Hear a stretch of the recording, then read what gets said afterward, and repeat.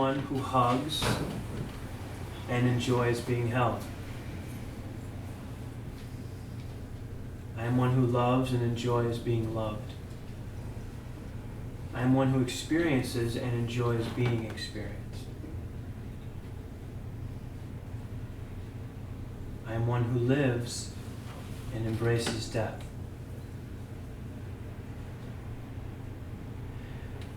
As we enter into a lesson on feelings, there will be aspects of your current field of energy that you call yourself that will vibrate, that will find meaning and purpose in what is said, and also at the same time find strong areas of rejection. Embrace all of it. For, in many ways, what we're going to talk about is not something that I have really found being spoken of openly. It is the realization and acceptance that we do not need feelings. That feelings, in their truest sense, are in many, many ways nothing but conditional reactions based on our perception of any moment in our lives. And most, if not all, are based on past experience or a hypothesis of a future experience based on present circumstances that hasn't even happened yet.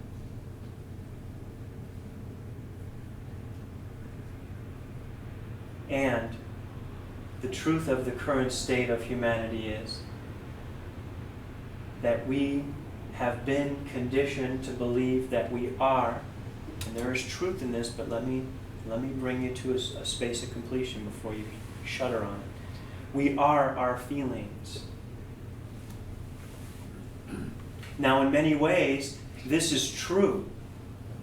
We are our feelings. We are what we feel. There are studies that show that emotions dictate molecular motion inside the body, that literally emotions dictate chemistry to a large degree. And that chemistry, in one form or another, then plays a large role in what we are.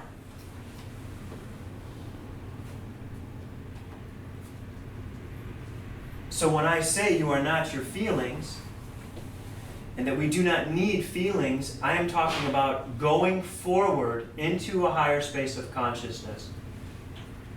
We do not have to see our feelings as the truth of what we are. We can see them for what they really are. We can embrace them for what they were in a past space of consciousness. But going forward, we are legitimately, pragmatically on track, accepting the possibility, and more than that, inevitability of an existence with life that does not contain or is not controlled by our feelings. This is a major space of evolution for every soul on the planet at this point. I am starting tonight by making you aware of this truth and bringing a level of awareness to this process. I am in no way, shape, or form ever suggesting that you suppress a feeling. We do not reach a place of intuitive peace by suppressing feelings, emotions. Those two things I will use interchangeably. They are the same thing, feelings and emotions. Most people would consider that, but I want to make that clear so that no one has any mixed messages.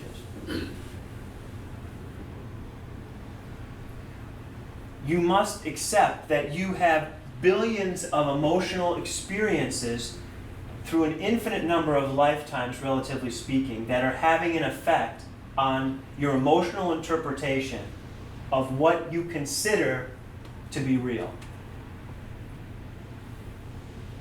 As we accept deeper levels of the truth, you will understand that to a large degree, what you have felt to be real in the truth, what you have been led to believe is true based on your feelings, is in fact not. This does not mean we reject the feelings that we have or the emotions that we are expressing. This means we begin to make a shift into a space where we are not relying upon that which is highly subjective, erratic, instinctual, and we embrace a higher level of intuitive consciousness which is based in the space that life is good. This is a transition. This is not an absolute segue. You must embrace as long, because you have forever, and as many experiences that are deemed necessary by life to bring you through this transition. It is not about getting it done. It is not about getting past it.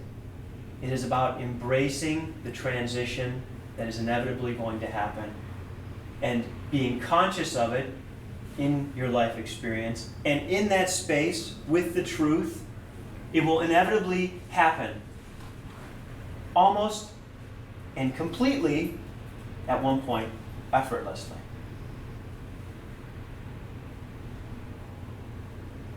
This is not something I want you to work at.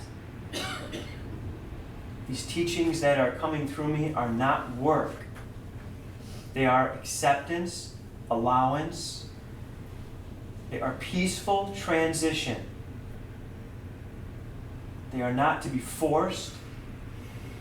They are not to be enforced on yourself or anyone else. They are an individual spiritual journey being done in a collective way.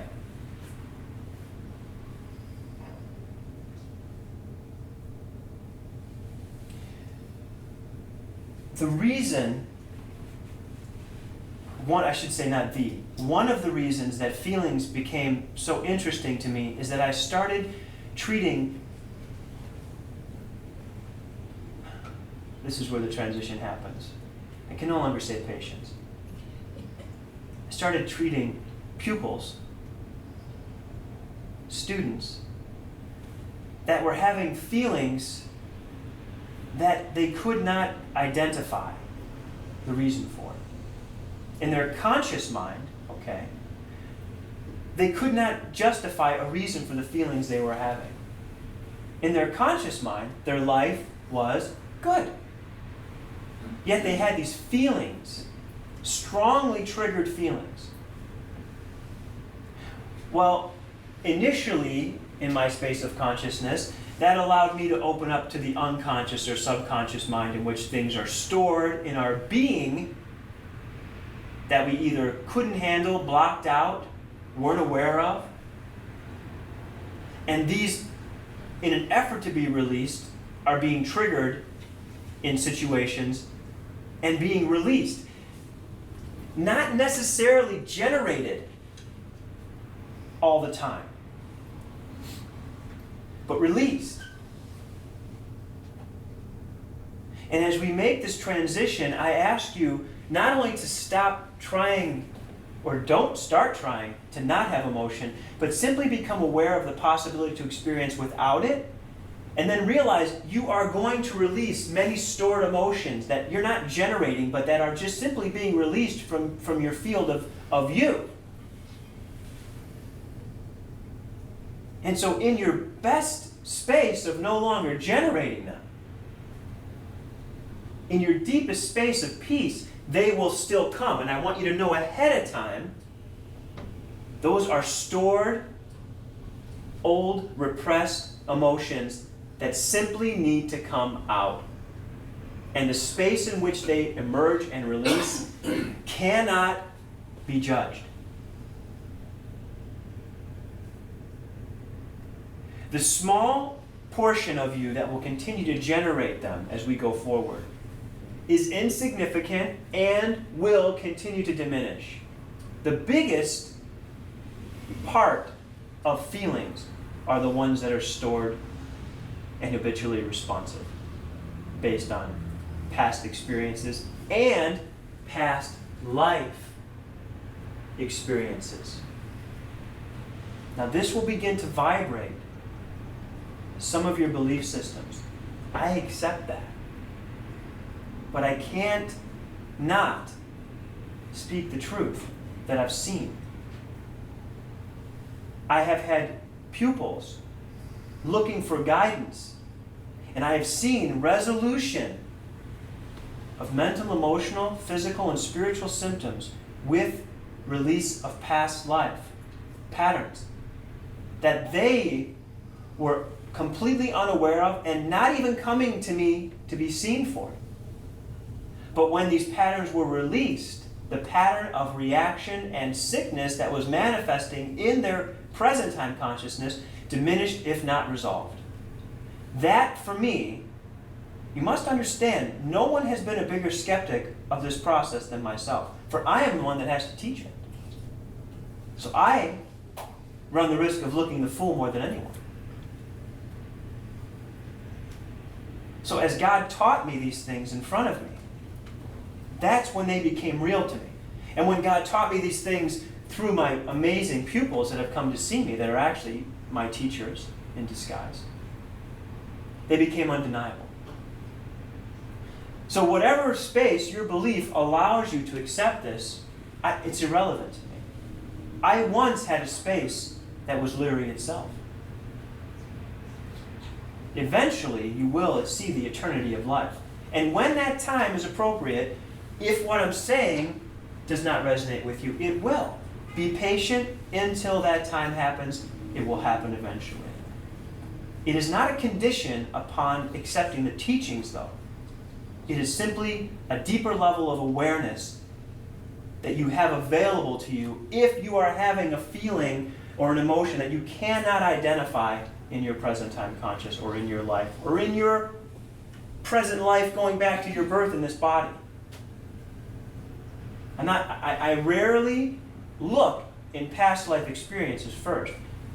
90+% of what is affecting somebody is completely relevant and obvious in their present life. So it is not where I begin to look, but it is where some things lie, and I have to be honest in teaching that. And let me tell you, for curiosity's sake, and people have seen me know this, if someone is doing genuine release of past life trauma, you are not always a king or a queen. Oh, no. Or a princess. And anyone who's done them with me knows that's not what we find. So we must be open beyond what we are conscious of if we truly want to release ourselves from emotional patterns and from working our way through life feeling. Now, that being said, let's begin to be really honest about our feelings and what we feel. And if we're in a place of complete honesty, which there's no reason for any of us not to be if we're in this room together, if you reflect in general on the majority of emotional feeling experiences you've had in your life, and we're not about judgment, we're just about objectifying a general field of experience, okay? Make sure we get that all together here. Would you compile the majority of your feelings in the feel good or the feel, we'll call it the bad? And we know that there is no bad, but these feelings experience things in that level of consciousness. So even though your intuition now says, well, but you're teaching us it's all good, that's where we're going, that's where I'm at. But we've got to make these teachings legitimate for anyone in any space of consciousness. So even if you're in a place now where, it's all good, if you reflect back to where you were heavily relying, or if you still are heavily relying, or if you're moderately relying, that group of feelings, what space would you put most of them in, good or bad? Bad. Honesty. Okay? This is where everyone starts to go,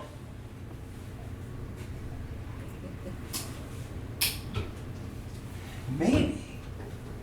Get a little more. We can always crack a door if we need to. If it gets hot and we can throw the air up. It was a little chilly, but I probably, with all this amazing heat coming, it probably got so we'll cool it off for you a little bit. Because if you're warm, somebody else probably is too. Yes. So. See? A lot of energy. See? Love that. One person takes his coat off, everyone's a little warm. All right. So we put them in, most of them go into the bad category. Now this isn't, what I'm teaching isn't, it's the truth. It's not an opinion. It's the truth. It makes sense that our feelings, for the most part, are negative. Well, geez, why? Why would that be the case? Because your feelings are primitive reaction patterns that are meant to defend you, keep you out of harm's way. And yeah, there's some good ones, but in general, their first function is to keep you alive. Which means, once again, they're based on a finite relationship with short-term experiences.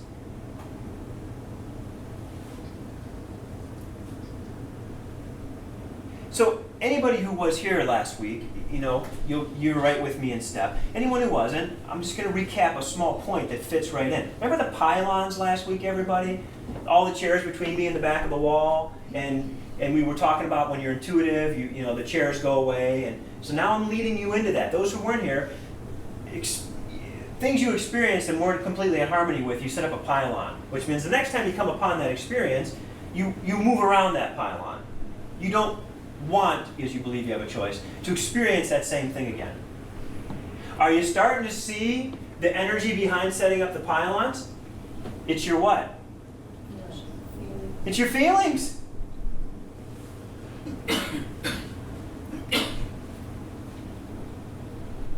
Most of which are based in the what? Either the past or the future, which is not relevant.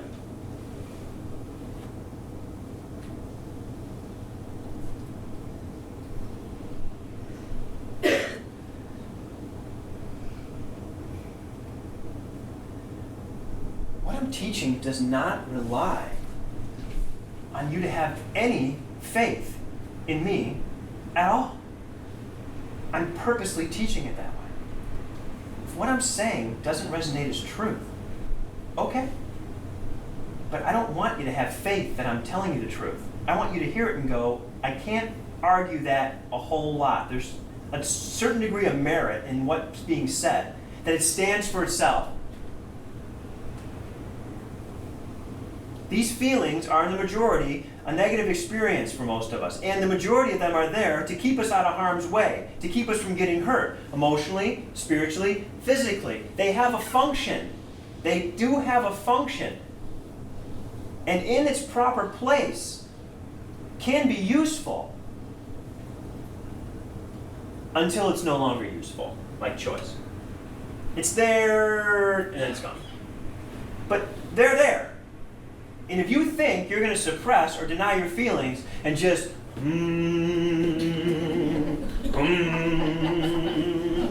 that'll work out great until someone scares the shit out of you. Then you'll have them.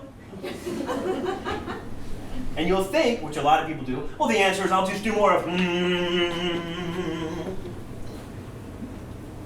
Doesn't work. It's called denial.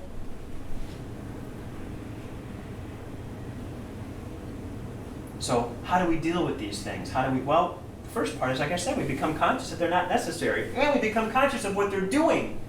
And we become conscious of the fact that sometimes they're unconscious. And the only time we'll see them in our life is in certain situations. So what's great for me is, when I get into a situation, because I don't have many of them anymore, rare, that brings out a feeling. I'm like, ooh, yeah, this is great. Because I know something's being released. Something's being cleansed from me. That's when you know it's the truth. When someone says, well, you know, you might not have your house in a month. And you go, okay. Okay. That'll be fine. Well, you know, you might not have your practice 3 months. And you go, well, okay. That's when you know you're there. Because these big things in life, they don't, you know, sometimes they sneak up on you, but a lot of times, they're the big gorilla in the middle of the room. You've just been looking around the whole time.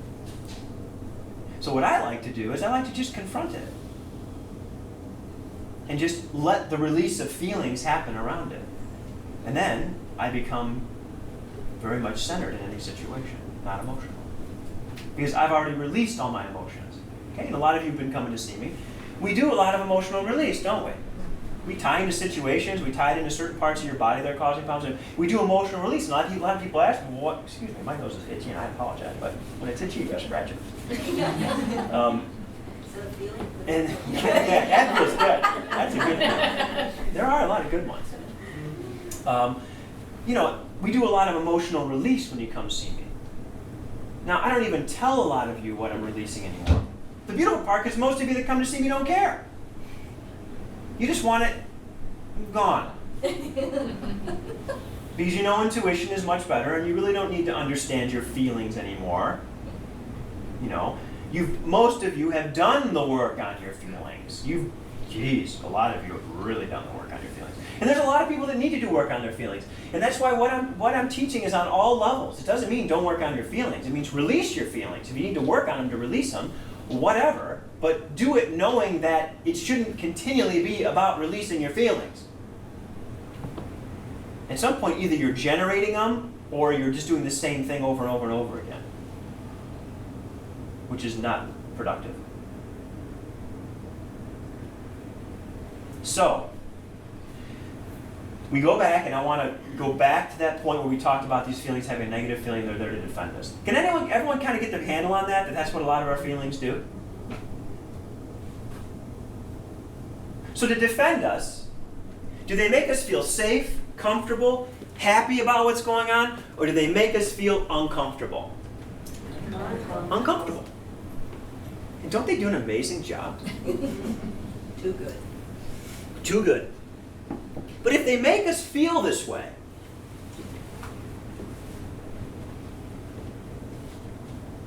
this is going to really bring you all to a point. If they make us feel this way, and they make us feel this way again and again and again and again and again and again and again, why do we continue to use them? You'd like to know the answer to that, wouldn't you? It's a great answer. And the answer is because we believe we have a choice.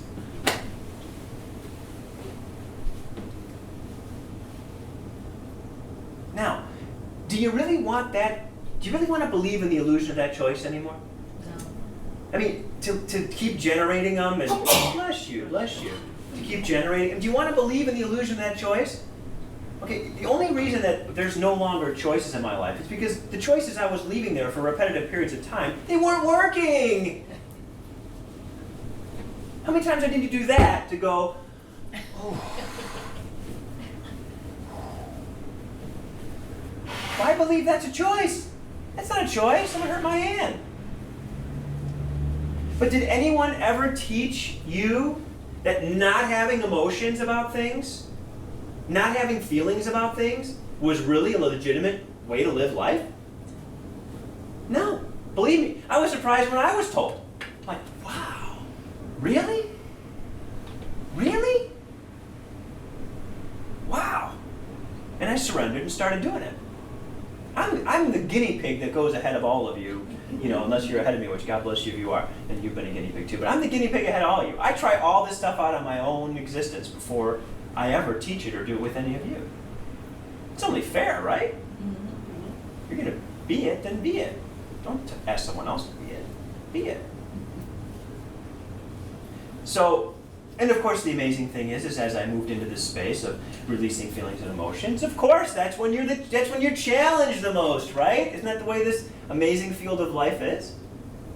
So that's when things in my marriage become emotionally challenging, and that's when I have 2 small children, and that's when I move into a new building, and it's like, oh.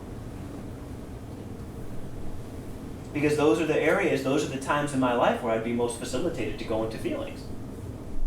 I just want to be overwhelmed. There's just too much going on. I can't handle it. Feelings, feelings, feelings, feelings, feelings. How can she do this to me? Doesn't she know how hard I'm working? Feelings, feelings, feelings. And those are all genuine feelings that I had, right? Right? Okay. And are those feelings giving me good feelings? Are there good feelings? Yes. Are there good ones? Yes. Okay.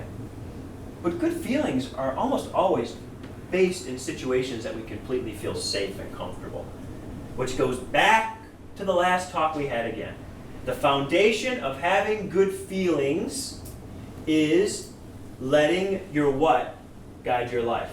Intuition. Your intuition. When you're living a life that is based on the fact that all is good, then the feelings you have are most often founded in that goodness. So I like to say, have intuition for dinner and have feelings for dessert. Because nice feelings are sweet. They really are. Sweet moments in life. Holding a baby, kissing a loved one, hugging or being held. They're sweet. But let's face it, they're not the majority of moments. So we have to be very realistic about how we are experiencing the eternity of life. We can't live for those moments. And that's what most people do. They survive everything else, and then they just live for that moment. And then they wonder why they're sad and unhappy, because that moment is, relatively speaking, mathematically minuscule compared to the amount of experiences they're having that don't bring that same feeling. So they're living for those feelings. And I'm going to take this, everyone with me so far? Yeah. I'm going to take this one step further, okay? Because this is a very powerful thing to introduce. And this is going to be in multiple talks about feelings. We're not going to get through this. Unfortunately, it's not a 45-minute talk. Okay, there's multiple ones. This feeling, that moment of feeling good, is the beginning of addiction.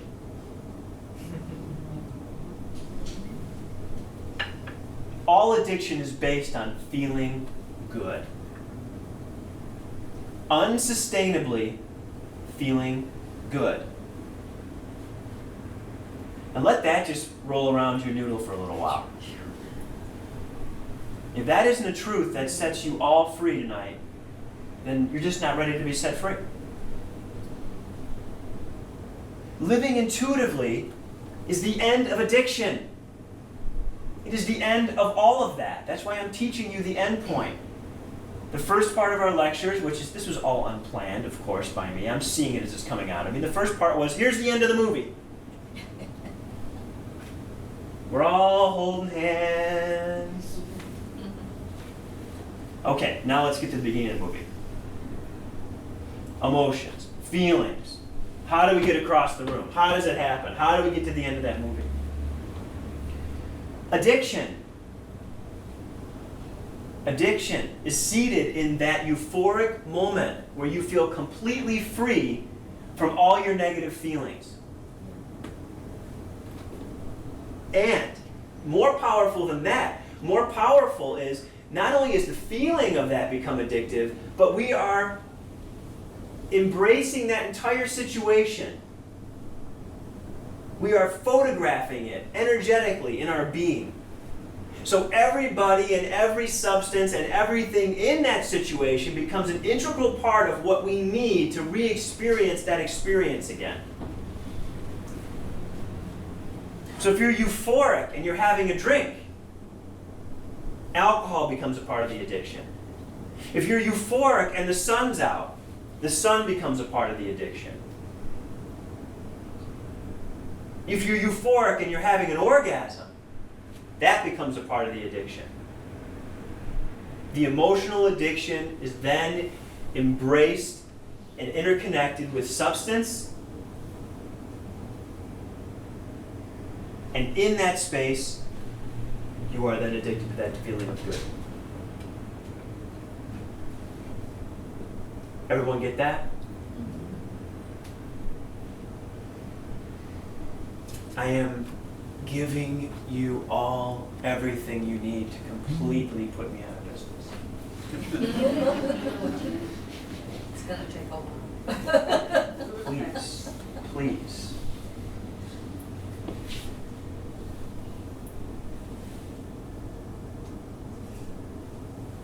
That is powerful. That is a powerful truth. That's why as you release emotion, as you embrace intuition, as you follow these teachings, you will be naturally released from things. How many of these people in this room see me or have seen me? Is it most everybody here? I think it's most everybody, okay? How many of you eat the same types of food you ate when you first started seeing me to the same level that you always did? Honestly, no one. How many of you drink the same amount of alcohol you used to drink when you first started seeing me? No one. And how many of you smoke the same amount of cigarettes as you once smoked, or smoke at all since you first started seeing me compared to when you first started?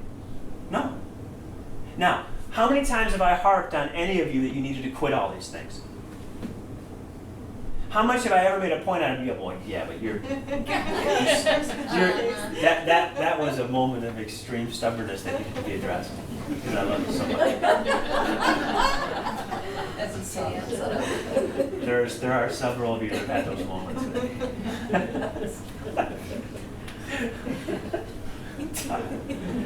Everyone else but Todd and a few other people. Do I really ever tell you guys you have to quit anything? It has to go. You've got to, it just kind of starts falling away, doesn't it? One by one, you're released from your addiction. Okay? You're released from what you felt was the quest for that good feeling or the quest to avoid the bad feeling.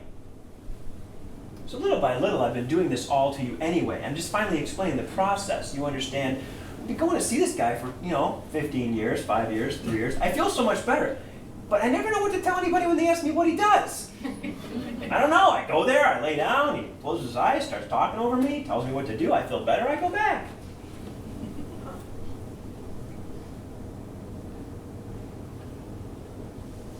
So I'm using this forum as a way to get out of me and give to you all a teaching that we can then replicate and give to others.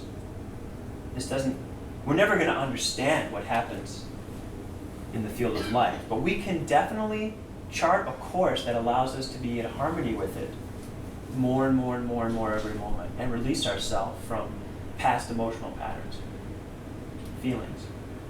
Okay. So everyone can see what effect they have. Now, anyone who's heard any of my other talks or got some of my CDs, there are effects of feelings on organs. And they're really quite profound. Feelings of anger affect the liver, fear affects the kidneys, trying to figure things out affects the thyroid and the adrenals, self-esteem affects, and distrust affect the spleen. And many of you have seen me and gone through amazing emotional healings as you've released those things, where you've literally seen physical things clearing and manifesting because you've had problems with those organs and those feelings affecting those organs. Excuse me. It's a wonderful step to take. And it works to release it. And it's nice to know how to bail out the boat, isn't it?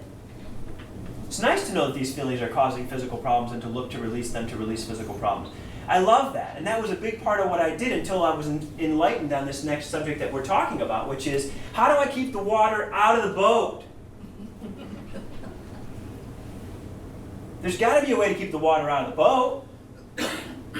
And that's when God said, well, you just have to stop feeling.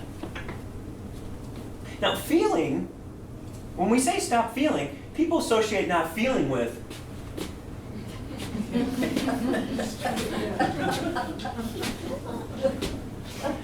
for those who are listening, it's the blank-faced Frankenstein walk. For those who would just be with us on audio.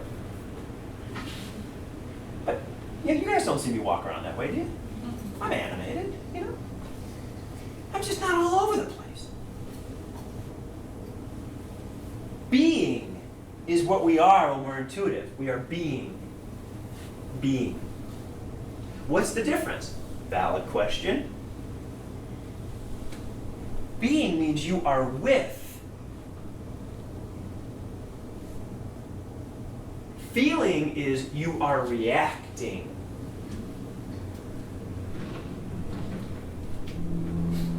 I am being with the energy of death. I am reacting to the energy of death.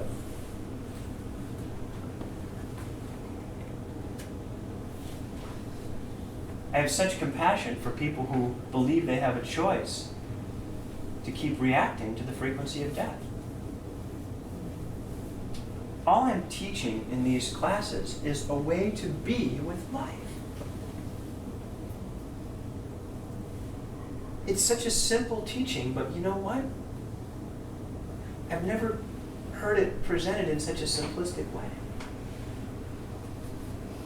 Everyone says, well, you just need to be in the now. That's a wonderful concept. How do you get there? There's got to be a process to get to the now. And as much as I love Eckhart, we all just can't go sit on a bench and hope that we're going to make a bunch of money writing a book someday.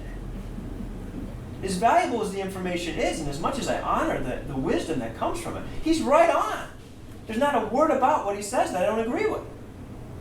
But I don't see a practical application in most people's lives to get there.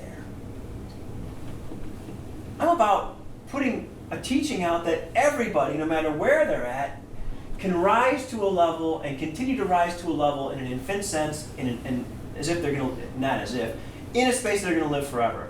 A practice.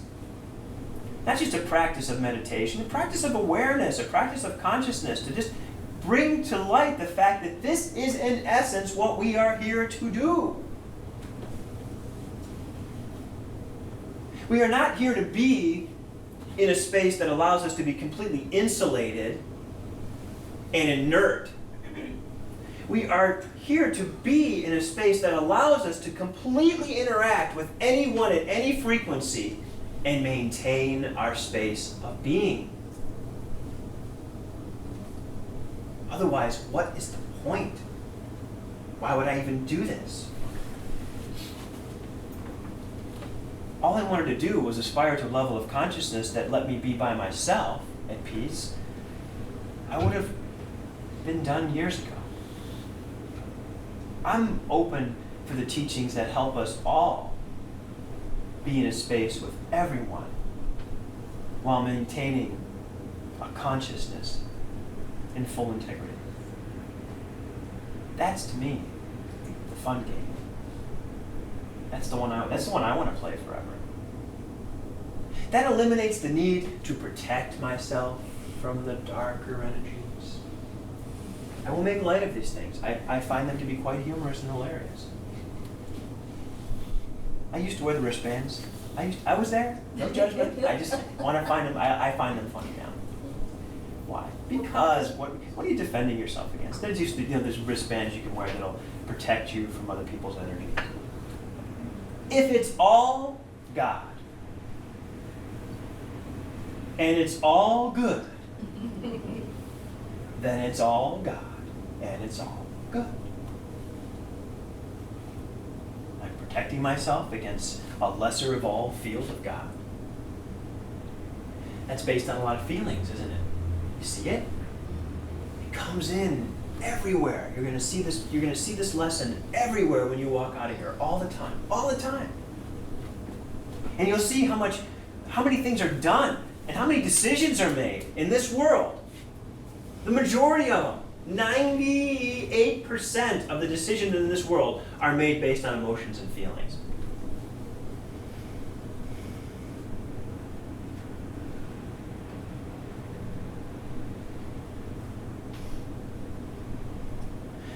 So I wanted to take the first talk about this and really start to just awaken you. Really start awakening you. Just starting to crack open the coconut shells a little bit. And just start to be aware of feelings and what effect they're having on your life. And start to understand and accept that because of this awareness that's going to happen to you, living intuitively is the only surrender. If you want, or if you feel it is your time to live in a sustainable space of unconditional love and peace, there is no choice but to live intuitively and to be with life. Feelings are not stable and predictable enough to set the foundation for sustainable, eternal experience. It is not their purpose. You've wanted them all to be that because that's where your addictions lie.